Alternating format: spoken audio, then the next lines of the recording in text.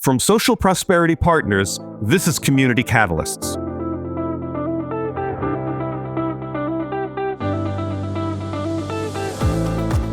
Welcome to Community Catalysts, the podcast that examines the qualities of community leadership and the many paths and forms it can take. I'm your host, Matt Lehrman.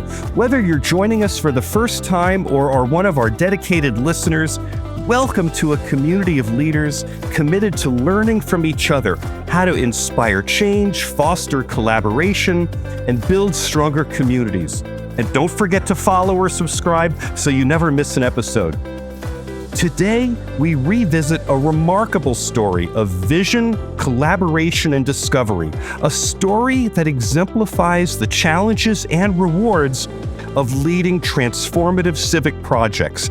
As you're about to hear, several years ago, Otis White on his Civic Strategies podcast spoke with John Turner about an ambitious initiative in Columbus, Georgia, the restoration of the Chattahoochee River.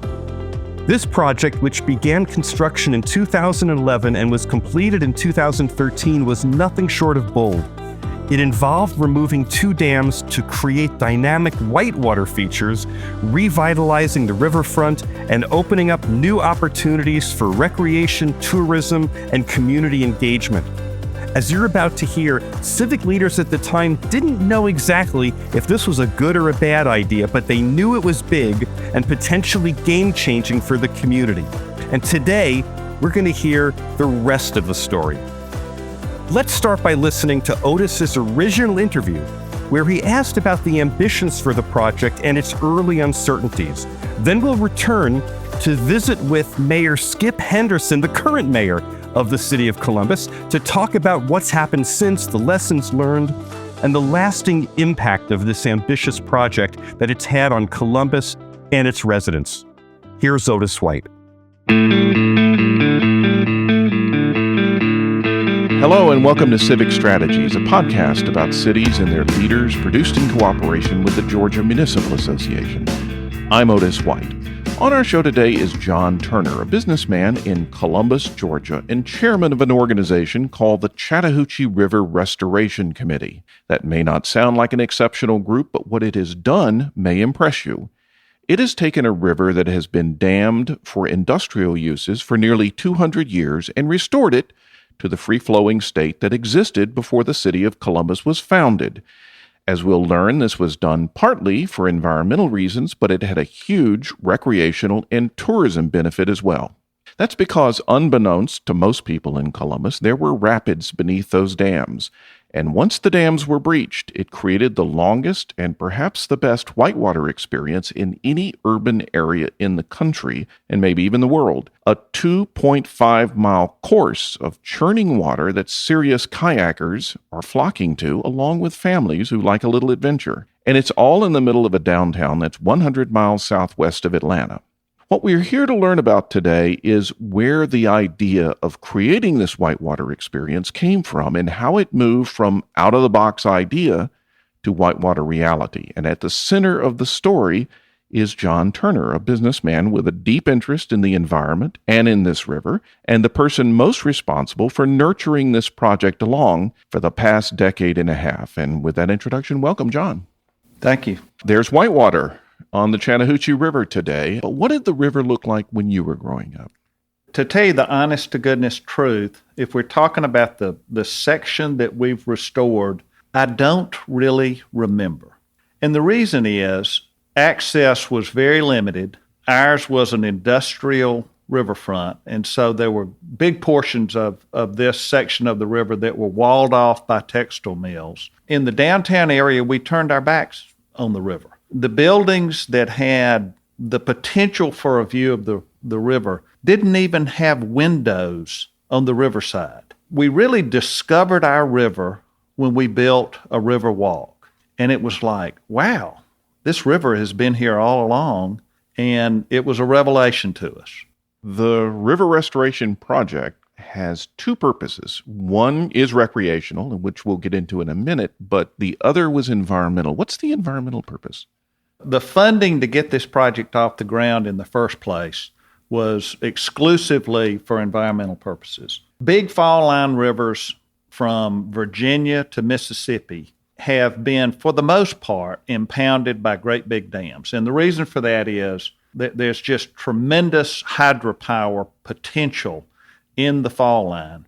And that's been the case on the Chattahoochee, and it's the case on other rivers. There are very few places where there was any opportunity to restore a big piece of a big fall line river, and this was one. And so we could restore a piece of that fall line river, and fall line rivers are unique in that it's swift water, like rivers up in the mountains, but it's warm water. And there are a host of species that were specifically adapted to that kind of habitat, and yet very little of that habitat exists anymore. So it makes it an important project from that perspective. But this is a particularly good project because we're restoring the river at the precise place that the fall line enters the coastal plain. There are a host of species that love that coastal plain environment, and there are a host of species that like the fall line, and this allows for interchange. What was the recreational purpose for this project? Way back in 1998, when we thought we had a notion that this river could have some pretty interesting rapids, we invited the engineering team that created the Ocoee River Olympic venue. That was for the 1996 Atlanta Olympics. And their very first visit to Columbus, they're standing on our river walk, and they're looking at the little piece of rapids that were exposed just beneath the Eagle and Phoenix Dam. And these two guys looked at each other and they said, the Olympics should have been here. It wasn't that the Ocoee isn't a great river, because it is. But we have a great whitewater river, but we also have things like hotel rooms and parking spaces and bathrooms and restaurants and all of the things that go into hosting a big event. And so we began to understand that this was a very unique situation, great whitewater in the middle of an urban setting. As we've started to do our investigation, we realized that this may be unique in the world. Restoring the river, by the time it was finished, cost, I understand, about $25 million. Where'd the money come from for that? About $11.5 million came from public sources, and the rest of it has come from private donors. And some of that has an interest in the environmental benefits. Some of it is economic impact. Some is quality of life. Some is just purely recreational and tourism. There's a little bit for everybody. Whitewater is still new here, but what difference do you think it's going to make in Columbus in years to come? We think it's that by activating the river, we're going to serve as a catalyst for revitalization of some of our most neglected areas. The activity is already starting to happen. There are new visitors to the community, and we think that those new visitors are going to complement efforts to revitalize our uptown area. Uptown is basically the downtown area. The downtown area is the central business district, and that district was on life support 30 years ago. But now it's vibrant, but perhaps still fragile. We think this river restoration effort is really going to complement the efforts to make our gains in the uptown area permanent. This brings us to why we're here, which is to learn, where did this idea come from? So the river had been dammed since the 1820s. No one in Columbus had ever seen it in its natural state. So where did the idea of undamming the rivers come from? Well, it was never my idea. I think the genesis goes back to the 70s. A guy named Neil Wickham and his employee, Joe Smith, and they were talking about the fact that probably hidden behind these two dams were natural rapids. Fast forward to 1998, they had explored that idea a little bit, and we got serious about thinking about it in 1998. We originally thought this is probably a crazy idea, and a guy named Rozier Deadweiler, who was in charge of the Uptown Columbus nonprofit that was responsible for the downtown redevelopment, convinced us this was not a crazy idea. This was an idea that we absolutely had to do. These dams were failing. If we did nothing, they would fail on their own, and we would not really like the river that resulted in that. because this river needed some improvements to make it safer, better, more beautiful. When you first heard it, what did you think? Around that time, I was traveling on business. I was going through the Denver airport. In the main terminal was a 50-foot banner, and what it depicted was a kayaker in a rapid with skyscrapers in the background. Confluence Park in Denver, compared to our project, is a tiny little section of whitewater, about 800 feet long. But of all the things you could think of that community chose to represent their community, it was that image. And I think it was because it's just too cool to consider that you could do that in the middle of an urban setting. It's everything you would want your community to be. It's young, it's healthy, it's green, it's fun. That was the hope way back when, that we could have that sort of experience here. Eventually, you did get deeply involved in this project. What kept you so compelled by it? Because there must have been a lot of disappointments over a decade and a half. The more we learned about this river, the more convinced we became that this was something that we absolutely had to do. I mean, it's been expensive, much more expensive than it appeared to be when we first started. One of the major obstacles was permitting, and that's the case with any big river project. And even though we had allies like the Army Corps of Engineers and the U.S. Fish and Wildlife Service, it was still difficult to do the kind of work we needed to do in this river. We were taking out historic dams, so we needed to work with the state historic preservation people. These dams were in a national historic landmark district, so we had to work with the National Park Service.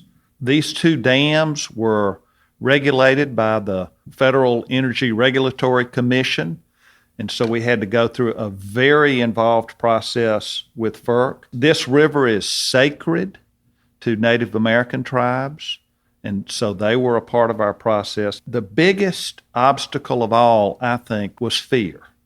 That's because we were changing the only river we've known for 180 years. And before we did it, we needed to make sure that we were going to be happy with the result. Until we saw that river, in spite of all the computer modeling and everything else, all the investigation, until we actually got to see the restored river, none of us were sleeping very easy. As you mentioned, you had to work with a lot of governments in 2 states, 2 cities, Columbus, and across the river in Alabama, the city of Phoenix City. And as you mentioned, a ton of federal agencies. You are not in government. You're an outsider to government. Did you learn anything about governments as you were working your way through this?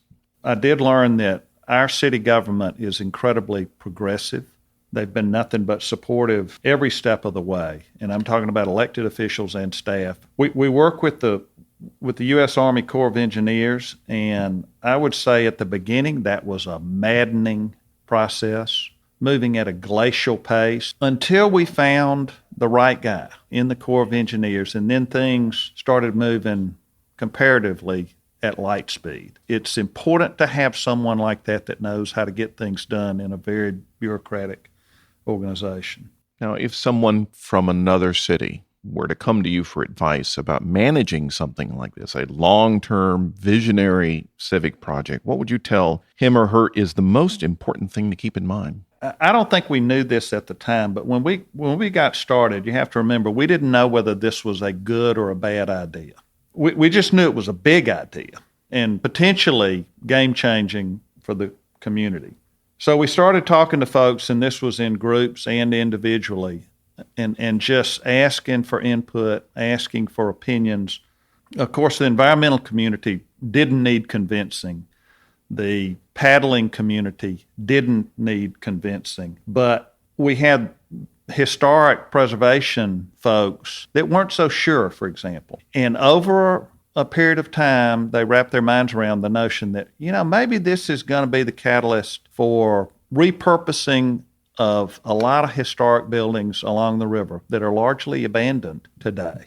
Of course, the cost of the project was daunting, and some thought this is just simply not worth it And over a period of time, working through that, we started to understand that this is something that's going to pay dividends for a really long time, perhaps forever. And that has implications for our city government and for the business community.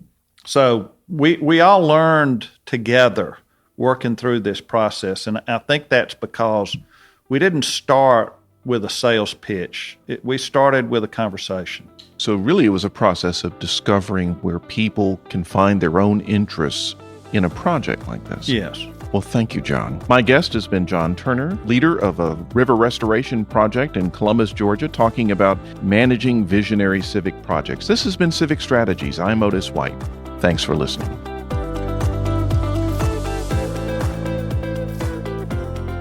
Welcome back to Community Catalysts. I'm Matt Lehrman.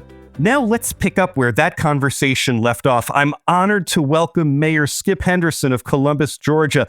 Mayor Henderson, welcome to Community Catalysts. Oh, Matt, thank you for the invitation. Delighted to be here.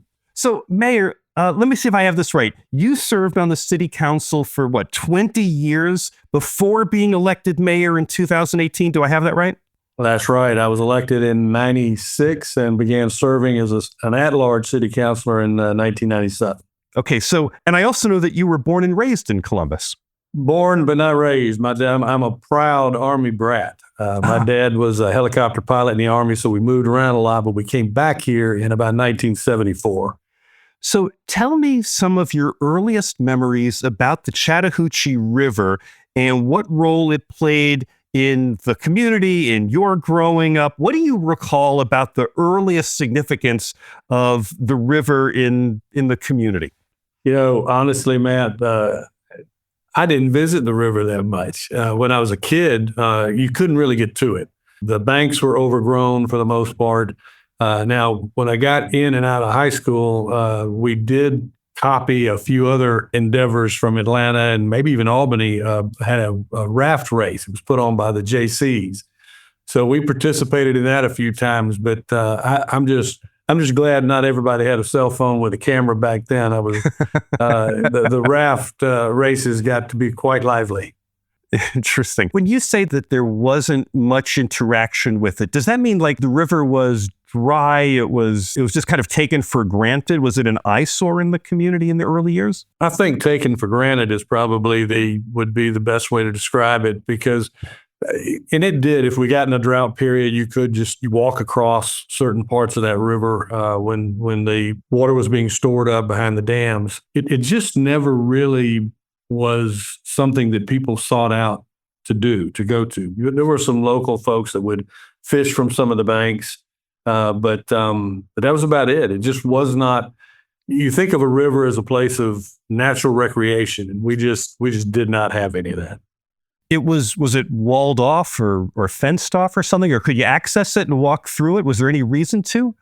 You could fight your way through some of the brush, but parts I remember was it was heavily wooded. You just had a tough time getting down and accessing the river. There were some marinas to the north that you could go if you had a boat that you wanted to put in. You could. It almost seems inconceivable that this natural feature existed and yet was taken for granted. Well, I think it was viewed more as a resource for being able to continue to provide some economic vitality. Going back into the 60s and 70s with the textile mills and the energy powered by the river was what we knew existed because it was powering the mills. Mayor, we just heard John Turner describe the early uncertainty of the River Restoration Project. And he says something about how starting the conversation was just as significant as achieving its ultimate vision. I'm just wondering, what was your experience in the beginning of those dialogues? What was your participation? What did you see going on in those early stages? Well, I think there was a lot of conversation around the river and what it could be, as opposed to what it was right now. And I think you can really go back even about another 10 years when another group of visionaries, when we were forced to clean up some of our combined sewer overflow, these gentlemen decided that what they ought to do is pitch to the community a sales tax and put a river walk above that CSO pipe, which opened up access to the river. For the first time, you could go out behind the Trade Center and you could walk along this section of Riverwalk and actually see the beauty of the Chattahoochee. So as the discussion started, as I recall, John was leading the charge, but there were Neil Wickham and a few other folks that were also involved in it, began talking about a lot of what ifs. I think they recognized that the river was our it as far as a community, and we had not taken advantage of that natural resource. And so as the discussions became more and more consistent, I think people got very curious about what could we make, what could we achieve by addressing some of the things that are going on with the river. I'm really curious what it means to say that that it was starting the dialogue in the community. Was it really a community-wide, broadly inclusive kind of conversation, or was this the kind of conversation that initiates with a few power brokers, people who are well known and familiar with the workings of the city, and that somehow there was some economic driver or something that kind of propelled this? Well, help us through understanding that dynamic. I think it was the latter. We didn't really have a citywide discussion. We didn't have public meetings. We didn't do a lot of broadcasting of the investigative piece of trying to determine whether or not it would work. There were a lot of people who had an interest in the river, had an interest in our downtown area, which at the time was very little there. And those individuals were having the conversations about all of the peripheral wins that could take place if, in fact, this type of engineering effort paid off. So most of it was the conversations were led by very passionate and committed people. So let's fast forward. Because in Otis's interview, we understand some of the early concerns and challenges that were being faced, but I really want to ask you about the outcomes. So you and I are having this conversation in January of 2025. So we have this incredible opportunity for hindsight, looking back at how the project evolved. What stands out today as the most significant outcomes for Columbus? I think one of the first things that surprised me is how widespread the rafting and kayaking community is, and just how much they like to share with one another newfound gems. I don't think I really envisioned the type of success that we've seen with returning the river to its natural flow, and then doing some engineering too in some areas to make it safer and to make it certainly more thrilling to raft on. I think it has really galvanized the individuals that participate in those whitewater kayaking, the international competitions we've been able to host. We have a wintering ground where people will move down here for the winter from Nova Scotia because it's the warmest water they can get to within the most reasonable amount of time. So it's just I think it's exceeded expectations, it's safe to say. I want to kind of go through a little checklist with you here about what I would expect would be some of the implications of this. For economic development, for attracting business. Check. What about tourism? Check. What about sales tax revenue? Double check. Our downtown had sort of languished. We had some problems getting it, creating the vitality that I think every city that wants to be a viable city has to have. And that is a very vital and viable downtown area. And it started with the Riverwalk, but when we return the river to its natural flow, it is a river restoration project, which is kind of what helped us get some of the environmental grants and some of the Corps' attention. Yeah, it has been amazing for business. We've seen growth, economic development growth all along our downtown area. It's also inspired growth in areas that aren't immediately adjacent to the river by some of the individuals that began to see how viable investing in Columbus was. You're saying that the river itself sparked development in the rest of the community? Absolutely. Absolutely. Even that's my opinion, because we've seen areas, for example, when we branded our downtown area Uptown, because we had some of these visionaries said they never wanted it. Here it referred to down again. It inspired another section of our community that is called Midtown And they have done something very similar. They've found champions. They've engaged in public art. They've increased the commercial opportunities there. They've done it around a natural facility, which is our central park. It's called Lake Bottom Park. So it inspired, I think, people to take chances in investing in areas that up to now had not been as nice of an area as we would have liked to have seen them. You're saying that there's a sense of pride and community spirit and maybe even a little bit of internal competition going on that actually served the community's best interest as well. Yeah, I think that's fair to say. And we also were bringing people in. When you go in the parking lot at Whitewater Express, it's unusual if you don't see about 50% or more license plates from other counties. What about the closeness of nature? Does the whitewater coming through the river, does it also change the environment of the community somehow, of the downtown or uptown? I think so, absolutely. Because as the river became accessible through the Riverwalk, which now is about a 22-mile linear park that leads from North Columbus all the way down to Fort Moore, people began to reappreciate the beauty of the river because we spent so many years of not really having access to it. And, things that would come in, fall in the river, trash that would come through streams, would get hung up in the brush. It just wasn't that attractive. But as it was restored, it sparked a lot of interest in people because they were having an opportunity to see what the Native Americans saw when they first came into Muskogee County. And that's the river coming down that, over the fall line and the beauty of it and the way it moved through its banks. Mayor, often I talk to civic leaders, and one of the challenges they talk about is how do they make their community vital enough and exciting enough that the young people who are growing up there want to stay there or return there when they're adults. Do you think that this development has improved Columbus's ability to be a place that people who grow up there want to stay when they get older? Well, as a family man that's raised two kids here, one that stayed, one that took off for Atlanta, I would tell you that I think there's still a wanderlust that kicks in with these young folks when they get to about through college.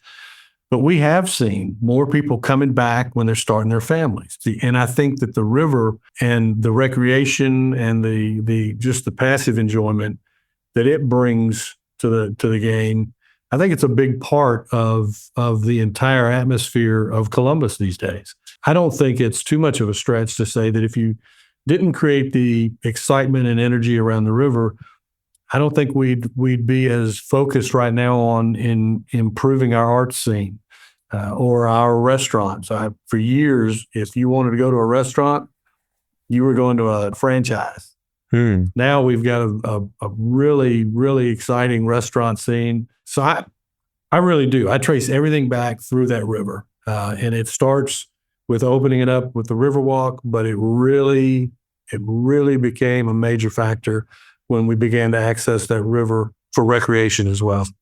Often a project like this has a confidence-inspiring effect on a community. It creates a momentum that people want to build on. And I'm curious, not the project of the river restoration itself, but since then, has the confidence, has the excitement, has the coming together to create something so ambitious, has it fed other ambitions or other aspirations for Columbus?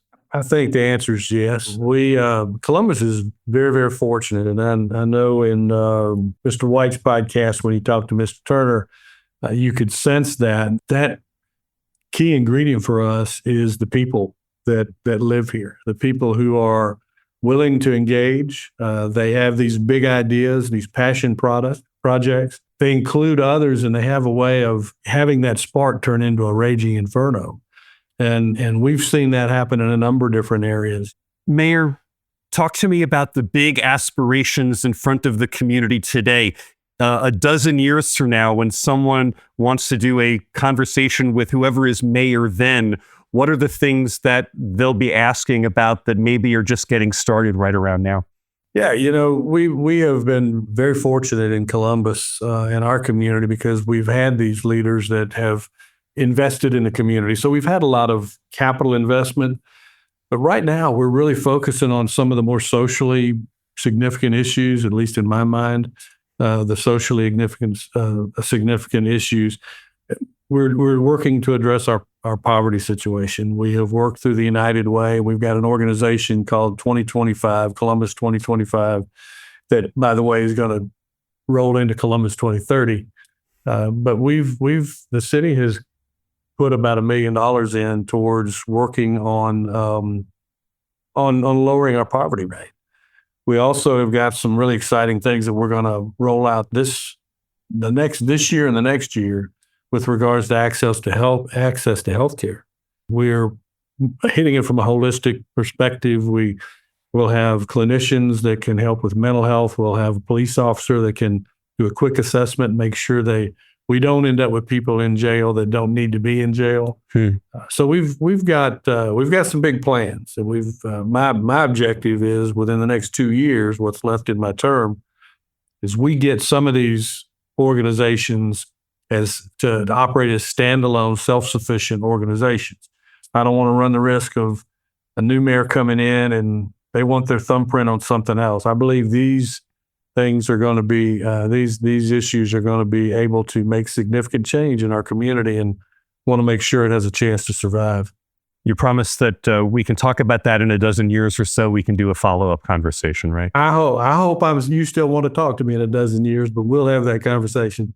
Mayor, my last big question for you. It's said that we live in divisive times. There's a lot of political disagreement. There's a lot of issues going on in the air right now. And I'm wondering, how does that affect life in Columbus right now? How does that affect the community's ability to come together to do big things going forward? I agree with you.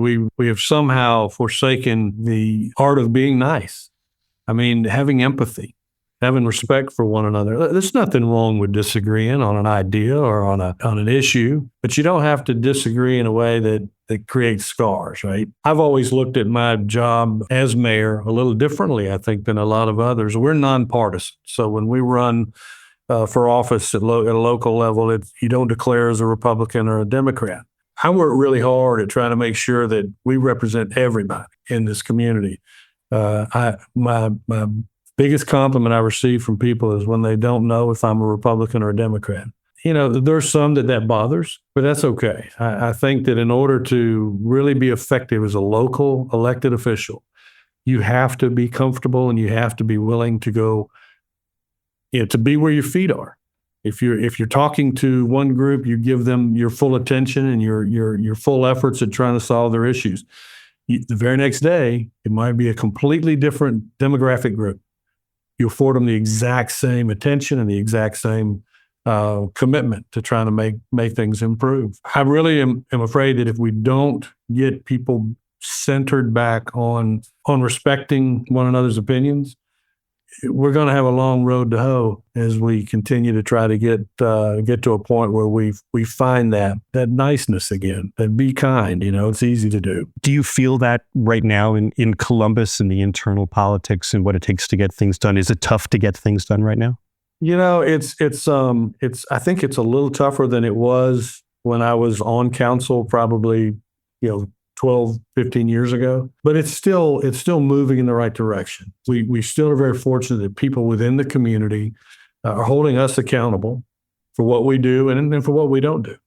And I think as long as we have the population that we do in Columbus, we're going to continue to advance things. We're going to continue to make it a better community to live in. But we are struggling a little bit when we work with each other to make sure that we're just all part of the same team. There's something that I wonder, and if this is hyperbole or if this is overblown, I want you to tell me. But the takeaway that I imagine from this conversation is that for all the divisions and politics that goes on, the most important thing that unites a community is a sense of shared ambition and the ability to envision even greater things for the future, things that create a sense of pride and belonging and economic vitality and all that, that's what unites a community and makes it vital for the future. Does that resonate for you? I think you're spot on. I think that when you have a community that collectively, not just as elected leaders or just as corporate leaders, but a holistic approach from the entire citizenry. If you get everybody on the same page, you kind of develop a habit of finishing a project and saying, man, that looks terrific. What's next? And identifying that next brick in the wall that makes, because at the end of the day, what we're supposed to do as elected leaders is to improve the quality of life for everybody in our community. And Columbus does a pretty good job of trying to keep its nose to the grindstone and making that happen. Mayor Skip Henderson, thank you for visiting with me. Thanks for telling us the rest of the story. It's been fascinating to hear about it, and I really appreciate your time. Well, Matt, you're invited back, and I'll take you rafting on the Whitewater. I will take you up on that. That sounds like great fun. Mayor, thank you so much. No, thank you. Again, thank you to Mayor Skip Henderson of Columbus, Georgia, for joining us today and sharing his insights. And heartfelt gratitude, as always, to Otis White for sharing his Civic Strategies podcast with the listeners of Community Catalysts. Also, a special thanks to Brian Wallace at the Georgia Municipal Association, the original publisher of Civic Strategies, for his invaluable support in updating this remarkable story of community achievement. Hey, if you enjoyed this episode, please rate or review it on Apple Podcasts or wherever you listen. Your support helps others discover the show. This episode was edited by Nick Living the Dream Tantillo. Our executive producer is John Little. I'm Matt Lehrman of Social Prosperity Partners. If you have a question or a comment about today's topic, I'd love to hear from you. Reach me at 602-688-2724 or Matt, M-A-T-T, at socialprosperity.us. Do you have a story of lessons learned on your journey to leadership? Click the podcast guest link in the notes. I'm always looking for instructive and inspiring voices to feature on the show. Today's conversation reminds us that bold leadership isn't just about big ideas. It's about bringing people together to find shared purpose and shape a brighter future. Let the visionary example of Columbus, Georgia, inspire your own leadership journey. Thanks for listening. We'll be back soon with another Community Catalyst.